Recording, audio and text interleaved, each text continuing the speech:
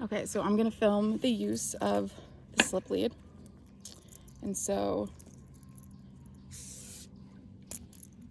right here we have, so when you get your slip lead, this knot, it's a slip knot. It's gonna be on your leash already. And you're gonna be able to see that if you hold your leash and move the slip knot all the way to where this O-ring is, like so, it's gonna make a specific circumference of the loop that it's gonna go around the dog's neck. It's an adjustable size loop because this slip knot moves. So if you hold on to the line of the leash itself and then move this slip knot, it gets bigger or smaller depending on which way you use it. So what I do not want is for this to become very loose. So if that happens and this becomes easily slidable on the line, you want to take both sides of slack and pull really tight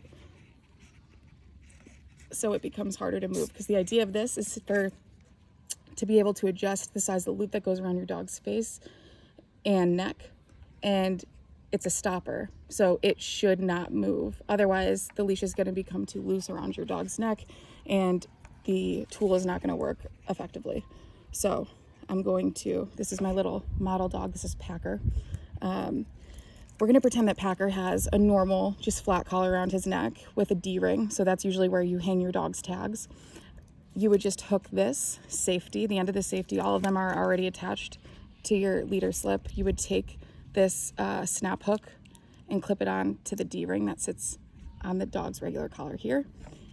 And that is important to do in the case that if we put this on the dog and we did fit it a little too loosely, if the dog were to slip its head out of the LeaderSlip as such, you would still have the dog attached to the end of a leash. That's why this is a safety. So for argument's sake, I'm going to take the safety off of this leash so it's not hanging around while I explain how to fit the power loop onto your dog. So there's two ways that you can wear this LeaderSlip on your dog.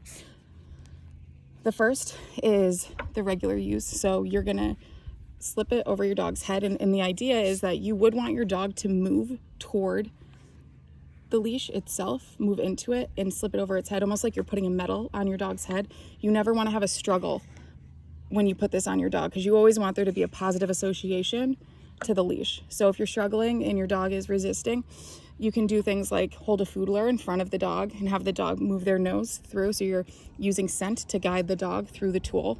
And so they're making the choice themselves to move through because they're following scent, different things like that. So let's say Packer here moves his head through. And then the ideal way to sit this is by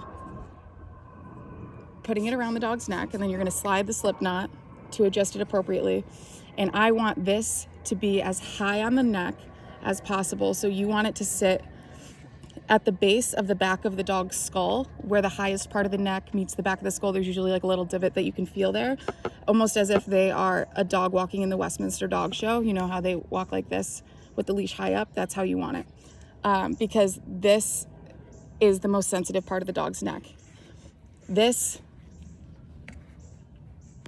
situated here is not high on the dog's neck. This is gonna put way too much pressure on your dog's trachea, and it's not a sensitive space for them, so they're gonna continue to pull through the leash and they're gonna hurt themselves inevitably and drag you along for the ride. Same thing with if it sat lower here, almost as if it were sitting on the dog's, what would be their collarbone. That's the perfect way for them to be able to pull without choking themselves, so they'll pull you to no avail. So again, you want it to be sitting all the way up here at the base of the back of the skull, the highest part of the dog's neck behind the ears.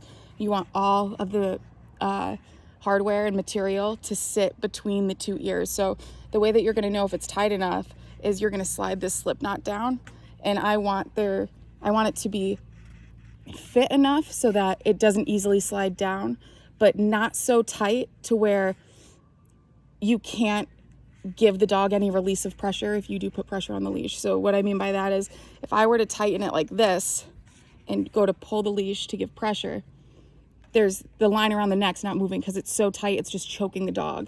That's gonna make your dog frustrated. So we want this to be looser.